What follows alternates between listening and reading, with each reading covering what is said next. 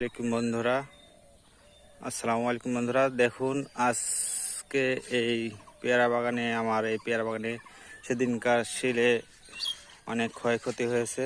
সেজন্য আমি এই পেয়ারা বাগান চটাই দিচ্ছি। দেখুন কিভাবে চটাতে হয়। সেদিন উপরে জাল দেওয়া ছিল, সব লন্ডভন্ড করে দিচ্ছে, আর শিলে প্রতিটা পেয়ারাতে এভাবেই ক্ষয়ক্ষতি করে গেছে। আর আমার ভিডিও আপনাদের ভালো লাগলে অবশ্যই লাইক, কমেন্ট, শেয়ার দিয়ে পাশেই থাকবেন। পেয়ারা বাগান কাটতে হয়। এখান থেকে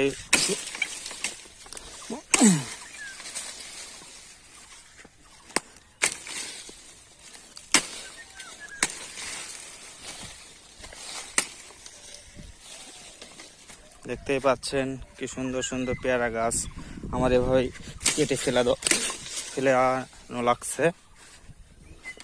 এই দেখুন,